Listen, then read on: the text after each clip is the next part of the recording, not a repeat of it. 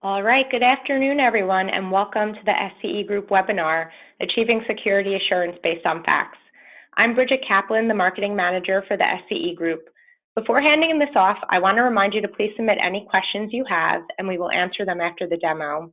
Now I'd like to introduce you to Ben Masson, the CEO of the SCE Group, who will be bringing you through our Cybersecurity Maturity Assessment and demo.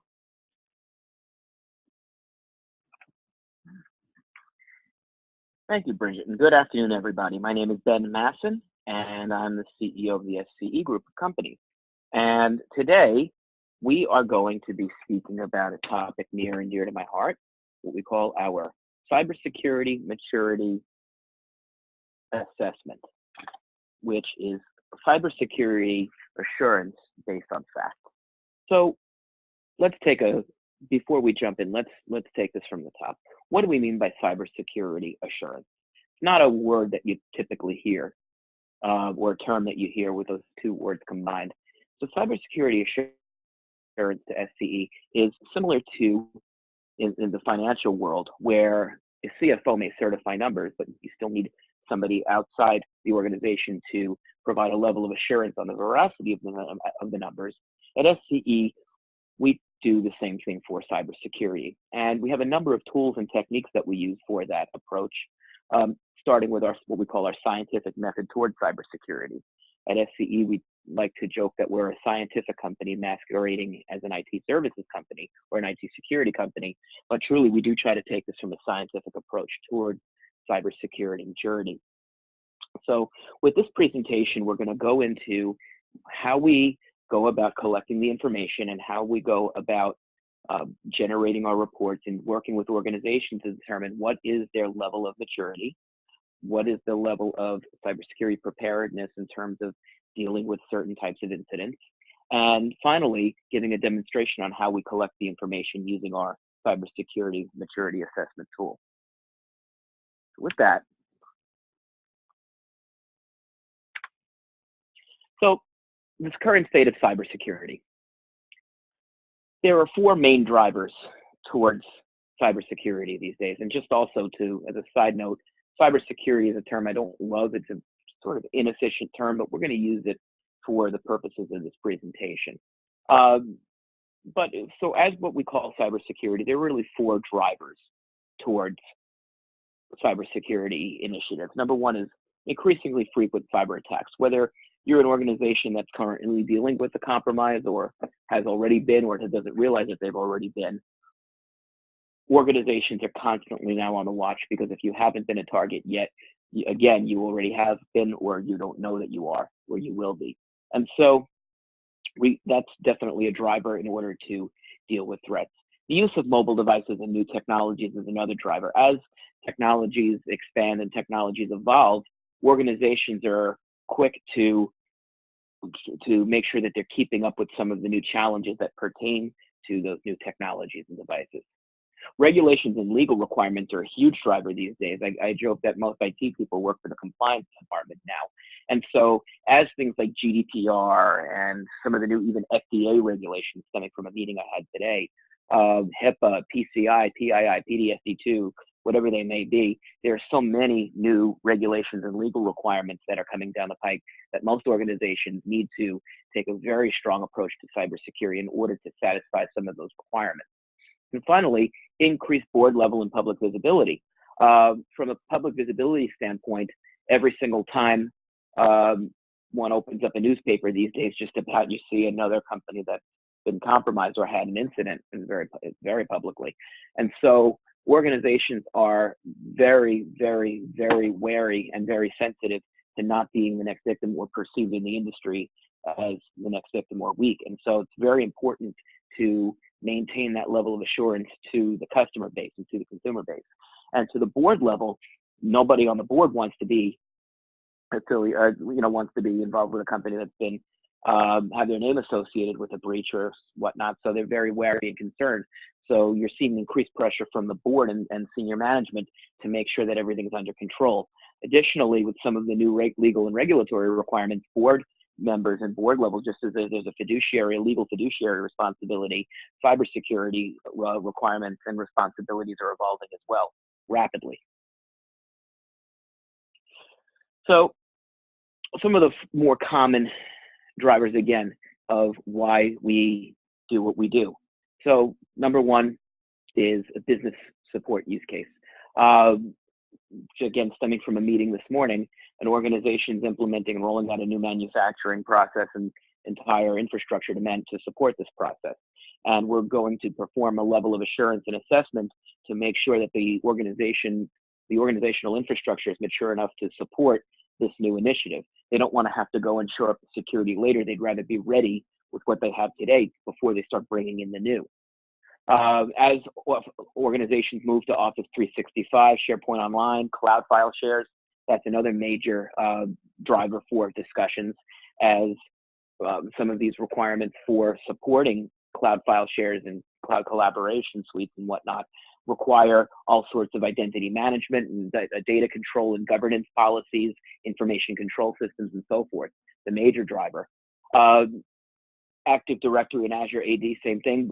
An organization's going to want to know what the hygiene of the directory structure looks like, as well as the strength of multi-factor authentication and identity protection verification before moving directories into the cloud, and so forth, and before dealing with hybrid directory structures, rather than shore what we have today before we evolve. And then finally, a cybersecurity compromise. Again, we've had an incident, and now we've got to respond.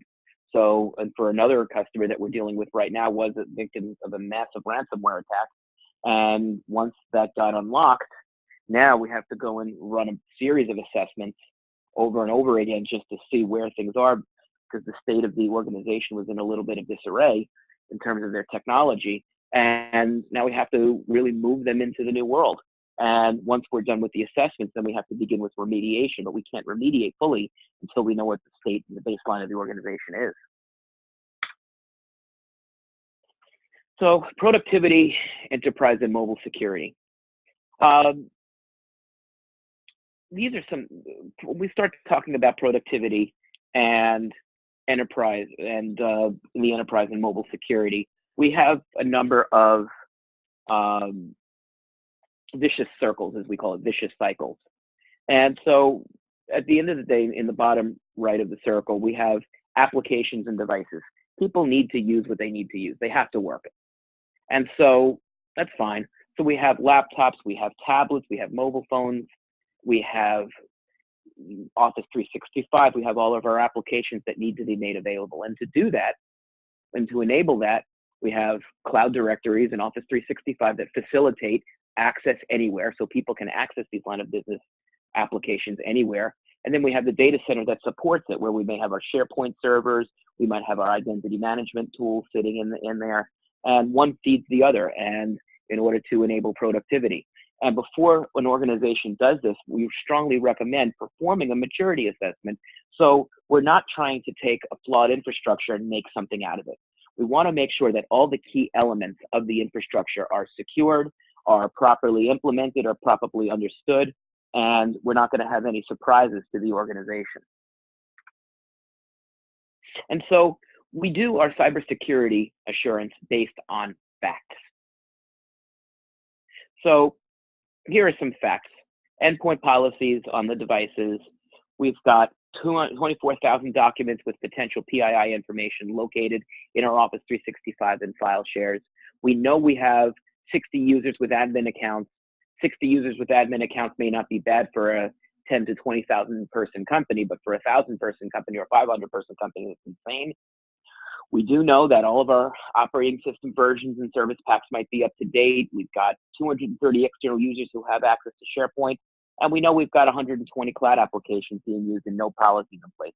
So again, based on all these, we can begin to formulate policies, procedures, and planning in order to bring the organization to a level of maturity to most efficiently and securely leverage these new business use cases and these drivers. So what is our cybersecurity maturity assessment? So we have 4 basic levels. The level 1 basic, as we call it, is the program is tactical at best with a very high risk of cybersecurity. very high risk profile for cybersecurity. This is typically, we see this very common in larger organizations that have been typically family owned and operated for many years and have grown way beyond the size of a typical mom and pop shop, but are way beyond the size and have never really caught up to some of the requirements that they need to have in terms of a proper infrastructure. We see that quite often these days. Then we move into standardized, and this is probably the most common across the board that we see. The program is proactive, but the risk of cybersecurity issues are quite significant. Then we move into rationalized, where we feel in the high threes most organizations should be, with a holistic program, fully operational, moderate risk of cybersecurity, but this is where you're going to find most organizations are going to live today. And then in a dynamic organization, it exists with a strategic program, and it's optimized properly, and very minor risk. Now, 4 is the dynamic organization is everybody wants to be there. Everybody wants to be able to do that. Not sure you're ever going to see too many pure 4s. Most people are going to be in the high 3s to low 4s, but that's really where an organization wants to strive. Now, how do we get there? How does this tool take that? So IT environments are constantly evolving, and the threat, as well as the threat landscape. In the past few years, threats and risks have changed significantly. We used to deal with things like script kiddies, kids writing scripts, and cyber crimes and criminals. Today, we're dealing with quite a bit of cybersecurity, cyber espionage, and cyber warfare from nation states, non-government organizations, anarchists, and cyber terrorists. Cyber criminals, again, have been there and have been there in the traditional sense, but we're really dealing now with quite a bit of state-sponsored actions with unlimited resources. Software security solutions in the past have been there and have helped, but really hardware-rooted trust is now the only way. We really have to deal with a secure baseline before we can build anything else. What used to be secure the perimeter, we used to have great Cisco firewalls and antivirus. Now we have to assume the breach, protect at all levels, and have dynamic infrastructure that can deal with post-incident and deal with post-compromise and have proper incident response. Used to be that attacks happened only on Fortune 500s, where the money was. Now it's across all sectors, even mid-sized to small businesses.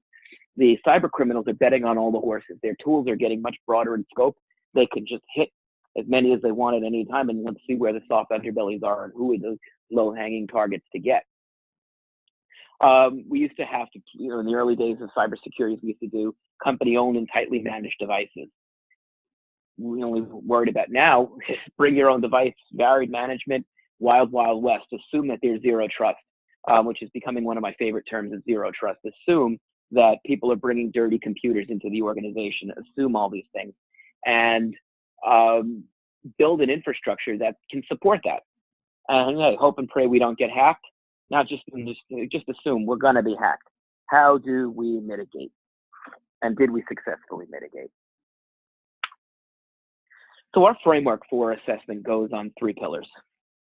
Cybersecurity, which we call threat detection and response more appropriately, which covers endpoint defenses, network defenses, post-compromise and incident response. In terms of endpoint defenses, do you have just basic antivirus, or are we dealing with next generation malware protection? When we deal with network defenses, are we dealing with just firewalls, or do we have a dynamic threat management and traffic management infrastructure to route the good people in and keep the bad people out and deal with threats on a dynamic basis as they're evolving? For post-compromise, what happens once we've been hacked? Do we have the infrastructure that can immediately respond and shut off the connection or prevent the malware from spreading? And in terms of incident response, what do we do from a business standpoint? How do we deal with when there's an incident? Do we have the capabilities to alert the users? Do we have the capabilities to, again, further mitigate? Do we have the capabilities to respond effectively from a business and technical standpoint? And then we move into the second one, unstructured data protection, which is really governance, risk, and compliance. And this is one that's the most often overlooked and coming soon to a business near you. This is the one where I believe most technologists in our world are going to be living in the next few years, more than anything. In terms of data governance, okay, what are the policies mostly written for what people can do with data? Does the organization have written policies and governance for dealing with data that can then be applied to the technology? Or is the technology leading the policy, which is how it should not be? We really should have the business drivers putting in a strong policy, just like HR policies and other business use policies that drive the technology. Information management. How do we control the flow of information, data at use, data in motion, data in rest? How do we control that and have policies and tools to both secure and track who's doing what, where, when, how, and why on an as needed, on a need to know basis? And that ties into the next one of information control systems, which are the systems that can then implement and can control and monitor and control policy on that.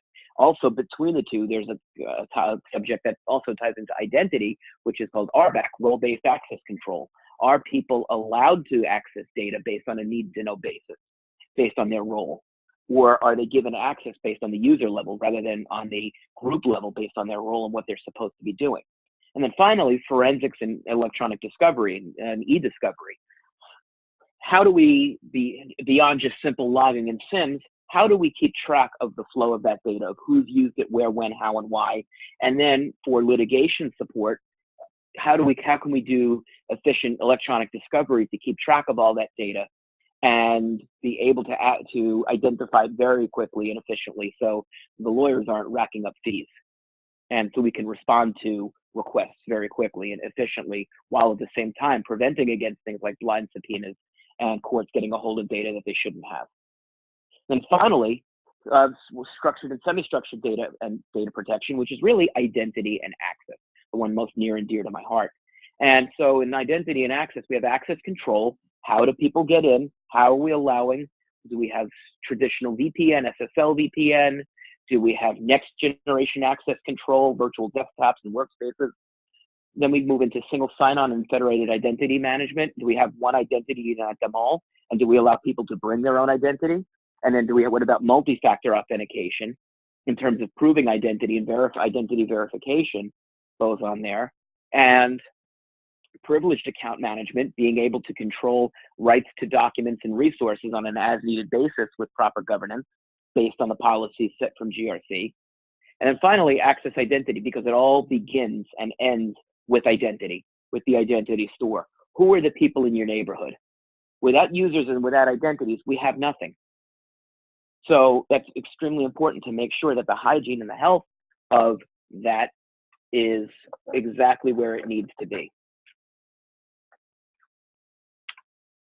So now when we do our assessment, and by the way, everybody who has registered today will get copies of a sample output, the sample report to take a look at.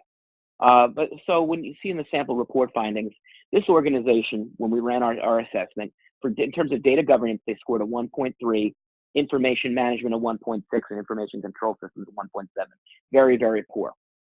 And so what we did was we identified, in terms of the recommendations, we broke down the recommendations based on urgent, high, and average.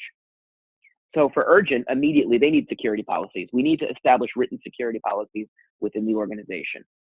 And in terms of information control systems and data encryption, immediately, we need full disk encryption across all endpoints, immediately, because of a compromise that took place in this organization. It was made much worse because there was no encryption, and the cyber criminals were able to get everything. There was almost nothing stopping them. And then we move into some high and average. High is important, but we don't have to do this today. And then average, we can, spread this out over the next few months. You see, these are just sample recommendations. And again, everything that we discuss here and everything that we find in our findings are all based on fact. There's nothing here that's based on opinion or conjecture. It's all based on fact. We can point to every single finding and say, you don't have security policies. We know you do not have full disk encryption. We know you're not using RBAC, role-based access control. We know that your backups are not encrypted and so forth. We can go through here and point exactly to the artifact that shows us why we've determined what we've determined. Now, we also in there put some management recommendations. We make a series of recommendations to management that you can see these are not so tech speak, these are more business speak. Senior management must support and enforce the establishment of security policies. That's it. because if we're going to go and implement policies, senior management has to be able to support them. Otherwise, they're useless. And explain why. Policies allow for standards to be mandated, which result in guidelines and procedures that will ultimately decrease the risk. Very simple. We can explain this to a board level or a C level without having to bring in a translator.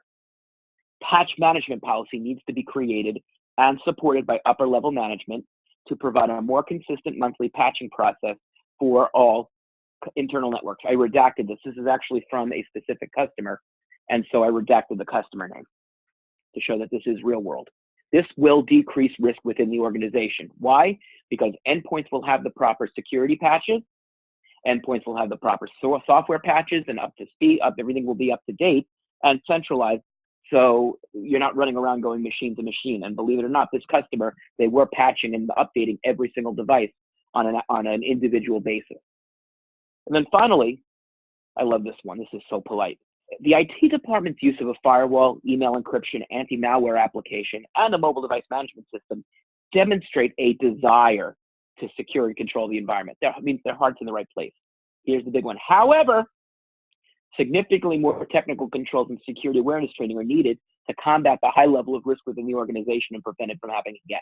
Basically, your IT staff's heart's in the right place, but we got to really escalate this. We got to move this to the big time, because otherwise you're going to continue having problems, or it's going to get worse than what you already have. So we really need to get on the ball here.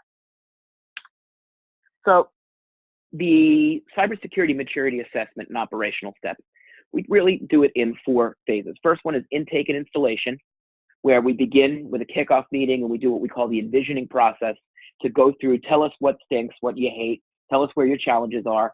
Then let's talk through them as phase 2, and phase 3 being, now we paint the picture of what Wonderland and what we want it to look like. And then at the same time, we're installing the software. Then we perform the scans. We get the preliminary reports, and we start compiling the reports and making our recommendations. And then finally, we present the results in an executive briefing. And again, you'll all see sample reports. Everybody who signed up will see sample reports, and this will be sending them out once this is over. The software component is very basic. It's an annual license with unlimited scan. You can license it as a one-time scan, but it really doesn't make sense to do that. Really, and so this way, we come in for the preliminary installation and the preliminary running it as part of our maturity assessment process. And then later on, we come back and we, later on, once we're done and once you as a customer are up to speed, you can run it yourself and use it as a tool.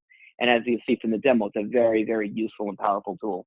And the license is based on an total amount of endpoints. And it's really an automated process, it's scan and analysis and reporting. And there is an interview process and a manual, but those are where we talk about specific policies and then review some of the data governance documentation and so forth. The 3 phases of the engagement, this is what they kind of look like. Phase 1 is intake and installation and data collection. Phase 2 begins the review of the data and the survey. And phase 3 is we compile it all, and then we do the report and do the executive briefing. And now it's time for the demonstration. So the first thing that we're going to do in this tool is we have to decide what are we looking at. And so this is pre-populated for the demo environment. This is our Active Directory. This is what we're looking at. This is we've got one that uses an IP address, one using an FQDN, fully qualified domain name. And then we're looking at our Office 365. This is the tenant name and the application ID. And now we're looking here, this is configured to look for PII with a PII module. And you see here, we put the keywords of what we're looking for. So as you'll see, is we have a number of external facing SharePoint sites and shares. These are some of the keywords that we're looking for to find some questionable information or documents that we may not want exposed to the outside world. In terms of endpoints, here we're looking at, these are the workstation endpoints. And what we call the expanded universe. So these are the endpoints. This is what we call the expanded universe with some more servers here, where we can just look at all the endpoints in the demo environment. And in terms of the definitions, these are the ranges that we're looking, and these are the scanning logs. And all this is extensible if we want to send that out to be seen, well, into a SIM or to crunch in an AI engine or things like that. And here's our analysis. All right, so let's look at our endpoints. We've got, so this one right here is saying it's suspicious. Let's mouse over that and tell us why. Well, auto update is off. There's no antivirus and it's an old OS version. So here, Windows Vista PC, this computer, we want to definitely flag that one as bad and figure out where it is and either shut it off or remediate it. Now we have one here that says probably normal. It's an older OS kernel, but we flag this one as suspicious. We definitely, this is one that we flag to take another look at. So those are what the endpoints look like, and we can configure this for different, to find different values for what we want. This is customizable. Now, looking at some of the computer accounts. So this one is suspicious. Look at that. No password required. Name shadow admin. All right, something sketchy about that. No password, not normal name, no password required. We're going to flag that one as bad. And we're going to go through for all these accounts. We've got a bunch of test user accounts. And that are flagged as suspicious or that are bad. We know are bad, and there are a bunch here that are suspicious that we want to look into. And so from our hygiene, we've got to, in starting to do a cleanup, we can see immediately which ones are the ones we need to worry about and get a handle on. There are a bunch of others that are definitely normal that we don't have to worry about. This one we flagged as good because we have already looked at that one. This one is probably good. It is suspicious, but we think this one's okay. You know, we're not worried about it, but we'll just check it out. These, again, definitely bad. Get rid of it. This is suspicious. Immediately check it out. Now, we look at groups. So here are some of our AD groups that are here. All right, they all look normal. Nothing out of the ordinary here. This came up clean. Good. This is just a list and compiling the groups. So this doesn't look like it's something we need to worry about. Now we're going to look at the endpoint firewalls. Look at that. We've got 4 bad ones because they have the firewall disabled, which is outside of policy. So these 4 endpoints, we want to track them down immediately and see why is there no firewall going on there. And maybe it's okay. And then we'll go and flag them as okay. But right now, we want to at least outside the boundaries of what we found is acceptable. So we're going to take a good look at that. Here's our browser. Let's take a look. Now, look at that, looking at the browsers. These are some of the sites that people are looking at. These guys are looking at torrents here. Definitely bad. Get rid of it. This one is a normal site, but this person's looking at Facebook. So we want to take a look at who's running that level of Facebook. And the endpoint here, this person's been looking at it quite a bit. So again, it's good to prevent against shadow IT, because if you look at it here, you know, we may have some applications here that people are browsing to that we don't want them going to for whatever reason. It's just not something that, even though it might be normal, it's just not something that fits within the business requirements, or even worse, it's a fine URL, but information's finding its way up there, and data's growing legs and going on to places that the IT department and security department don't know about. These are definitely bad because they're torrents. We do not want them running on our environment.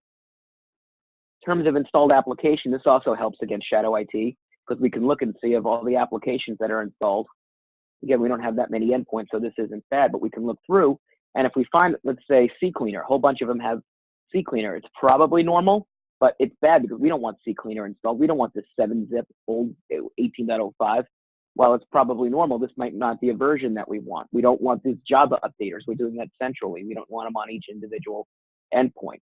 This manager, we have no idea what it is. It looks normal, but suspicious because we have to go see where it is. So let's look at manager. And there it is. Endpoint, that's the name of the endpoint, and that's where we're finding it. So let's go back to that endpoint at a later date and clean that up. Look at its shares. Okay, this is a server name that hosts a C user directory shared. It's probably normal, but it has the keyword users, less suspicious. We may not want that shared. But again, here are all the shares and whatnot that we're seeing, and they look fairly okay.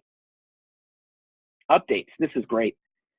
these are the endpoints that we found, and endpoints that are missing patches and updates. Customer in question that I met in the sample report, when we did our full assessment across the board, in the enterprise security assessment across the board, we found 61,000 critical vulnerabilities. That's not malware, that's critical vulnerabilities, meaning across the board on 250 endpoints, literally only 250 endpoints, we found 61,000 critical vulnerabilities. That's how bad their patching and update management is, which is something we have to get our hands on right away with this customer.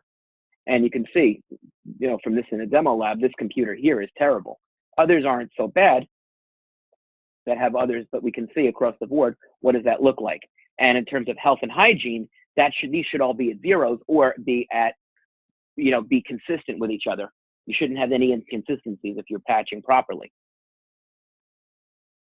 Group policies, we can go in here, and again, here are our policies and see where they are and what endpoints. Nothing special here. Okay, that's good. Then we move into expert, and we can look at some of the firewall rules on the endpoints. Look at that. We got a whole bunch of stuff here that's sketchy. We've got a UDP and we've got a uTorrent across the board. Disable the private and public firewall disabled. So a lot of these have things where they disable. It's a policy that disables the firewall and all kinds of stuff. So here we're seeing across the board a whole bunch of stuff. So let's look at that. And there it is. And the endpoints where it exists, this PC right here.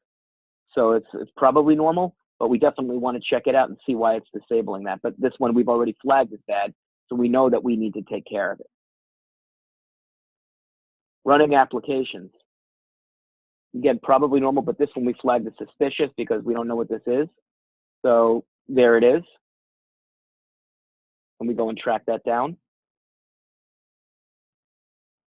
And running services across the board.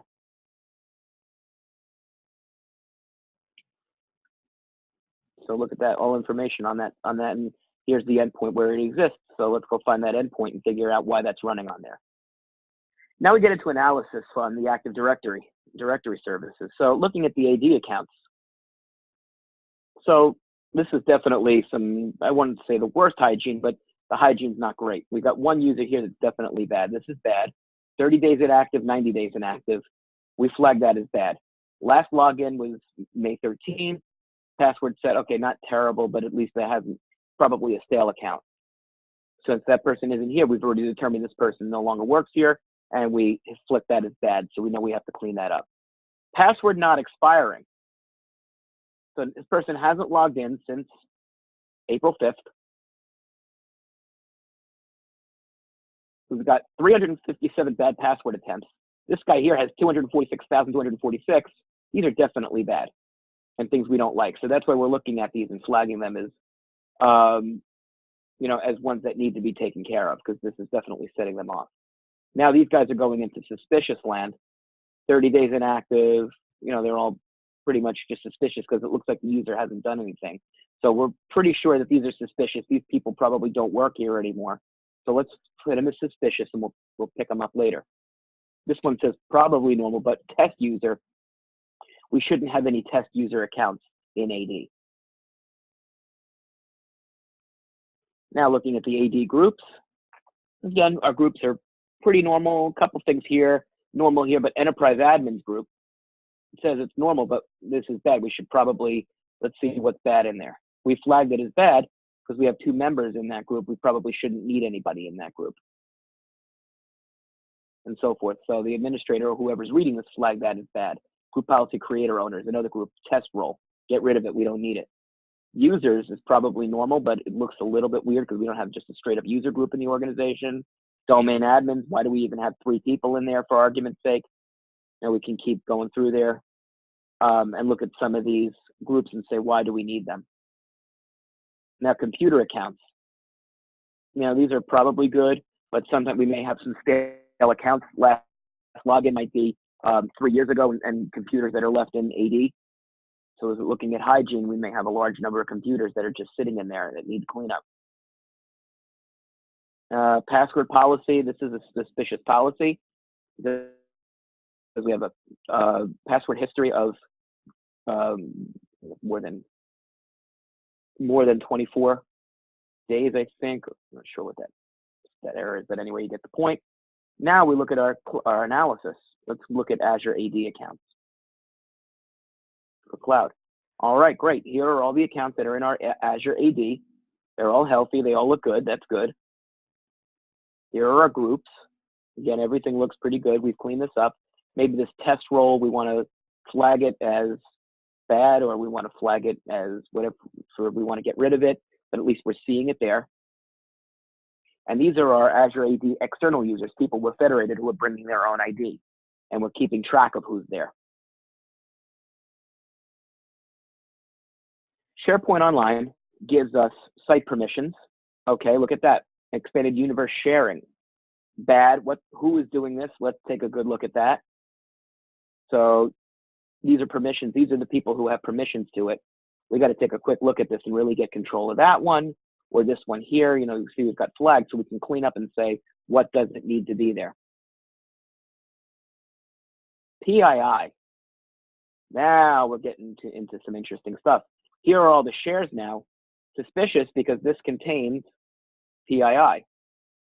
This is a password document. We should not have a password document. Chances are this is bad. Chances are, again, another password document.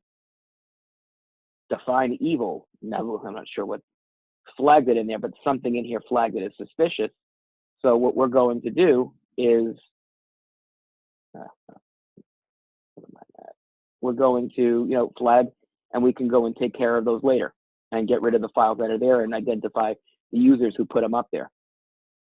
So some other ones are salary information somewhere. Yep, salary information, things in documents that and things that shouldn't be there. And then externally shared Office 365. These are people have put shares out there, and it's bad. It says it's probably normal, but we know we don't want these people putting these things out there. And that's why we've mailed them as bad, and to get rid of them, work with the users to get the information out of there or find a better way to do it. Finally, for Office 365, this is a little handy dandy tool here. These are the different license accounts that we have. This is what's been consumed, prepaid, available, so we can keep track of what licensing we have and what licensing is available. Always like that. It's a neat little feature. Now we move into the questionnaire, and this is where we go through each individual one, where we go through this process with the customer to go and ask these questions. It usually takes about 20 minutes to go through the interview process. Data governance, information management, information control, endpoint defenses, network defenses, identity management, privileged identity, incident response, forensics, and post-compromise. And then we move into the reports. So this is the base output, and I'm going to show you this. And again, everybody's going to get the formal version or redacted real-world version of what we put out.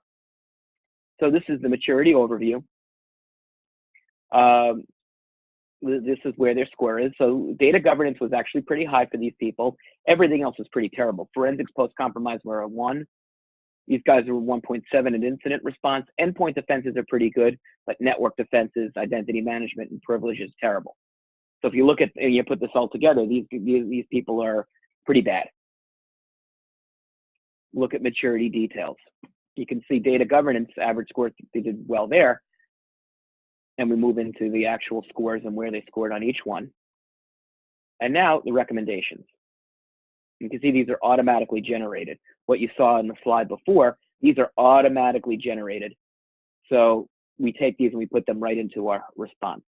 And we can then export to different things. We can, everything that we find, we can export, and we can create scripts to export this again to other systems. And then finally, with the secure score, which we can then send that out to Microsoft for integration and with their Office 365 and Azure account. So that takes us to, wow, 2:45 on the nose, exactly as I expected. That takes us to the end of the presentation. So bear with me. I'm going to go back to the deck. You should be seeing the slide that says demo. We are. Would you Okay, like me great. to ask questions now, Ben? Yeah, we got some real good questions in here. This is great. So, all right, if you could please, Bridget, take it away. Sure. If you guys want to submit any more questions, there's a Q&A button at the bottom of the screen, so please feel free to do so. We do already have 7. So the first one is, does this involve pen testing? So, yes and no. The software itself is not for pen testing. The offering that we have, which is the Cybersecurity Maturity Assessment plus Enterprise Security Assessment, would contain pen testing and a whole lot more in terms of again, testing in general, malware testing, looking for specific forms of malware, pen testing, firewall integrity, and all that stuff. So it is part of the offering that we do, but it's not part of the software itself. It's an enhanced offering. Great. Hope that answers the question. The next question is, can you please expand on how this works with respect to GRC? Sure. I expanded on that. I talked about that a little bit. When we move into the GRC, we move to that slide, actually. As we move into GRC, I think I know who asked that question. So so when we look at unstructured data protection, which is GRC, what we do is we take a good look at, first, what do you have in physical policy? Let's take a look at your acceptable use policies. Let's take a look at your cybersecurity policy as a whole. Let's take a look at your policies as they pertain to data governance and data ownership and data retention, all those different areas. We take a good look at that and compile all that and take a highlighter and a red pen to it. That's the first thing that we do, and say either, yep, this is great, you've got it all. Here are some recommendations we say to update it. Oftentimes, if needed, we'll partner with a law firm to address that, and or if there's any legal compliance in there, we work with a international firm, accreditation firm, and assurance firm that can, if we need to do specific forms of GRC policy assurance to make sure that there's compliance, that you're GDPR compliant or PDSC2 or whatever, or ISO 27001, whatever it may be. We work with organizations that can give that level of accreditation as well. So we really take it from a holistic approach. First we do is we take a look at what are the physical documentation. Then we look at the technology to make sure it's all in alignment with that physical documentation and it supports all that. And that third, if you have the technology that can support it from a forensic and e-discovery standpoint and allow you to achieve a level of accreditation if you need it.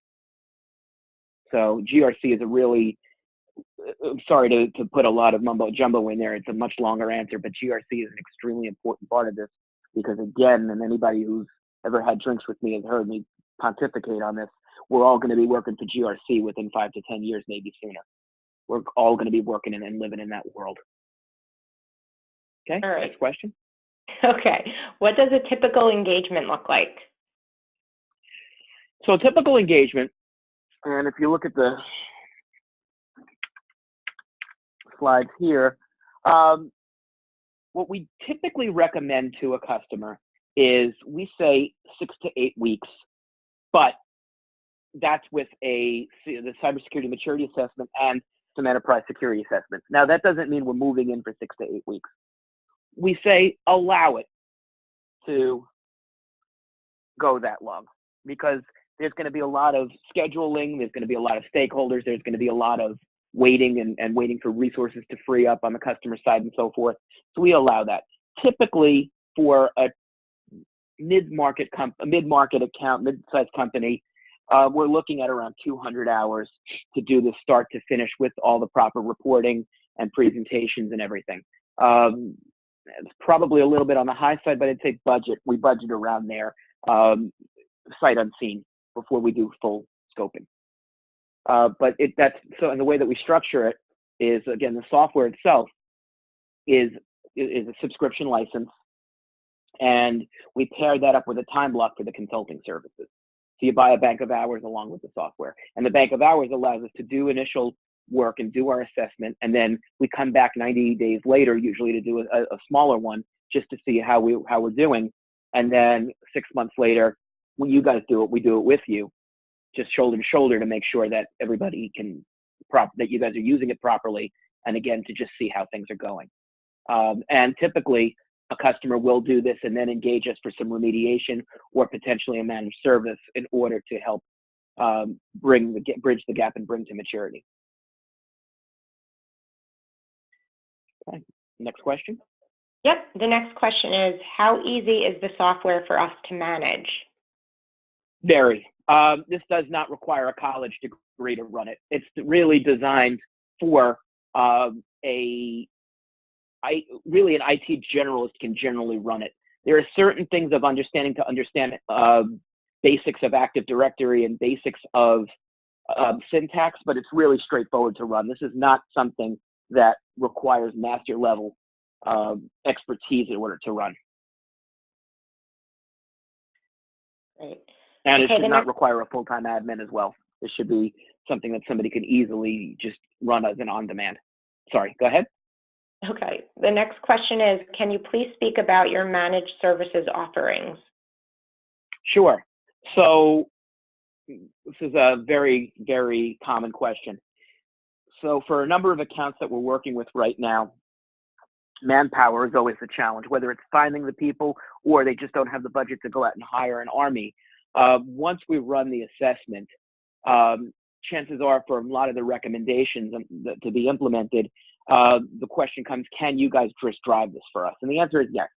What we can do is we have a managed support services program that we call Defense in Depth, that puts in the basic components of some basic components. We put in what we call a sock in a box that we partner typically with eSentire.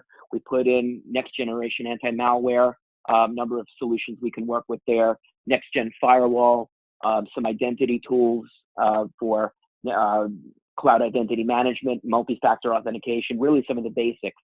And we work with the customer in order to figure out what needs to be, or we just leverage what's already there that the customer owns and provide the tier one and day-to-day management of it. We've got a number of ways we can address that. But it's a very popular conversation these days in terms of how to drive this and how to get this done in an efficient way without having to go and hire and spend a ton of money.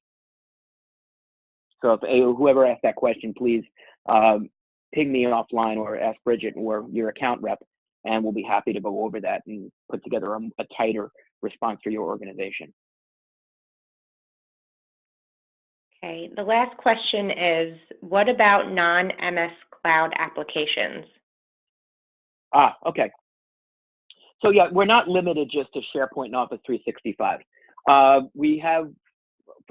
We're working with one customer who's going to be leveraging iManage for cloud storage. We can typically, as long as we can speak to it, we're not limited to Microsoft. The demo and the presentation speak about Microsoft because it's the easiest and it's the easiest to demo. We can leverage others if needed. We may have to do some scripting and do some contortions to make it work, but it's generally not a problem. Great. Well, that wraps up the questions. Do you have any final thoughts? No, thank you, everybody. And if anybody has questions or would like to speak further, please speak out and just give us a shout. You can tell I can go on talking about this stuff for days, and look forward to speaking with everybody. And again, from the attendee list, we'll be sending out the sample reports to take a look at, and we really look forward to going over them with you. So everybody have a great day, and that's it. Have a great day. Great. Thank you, everyone.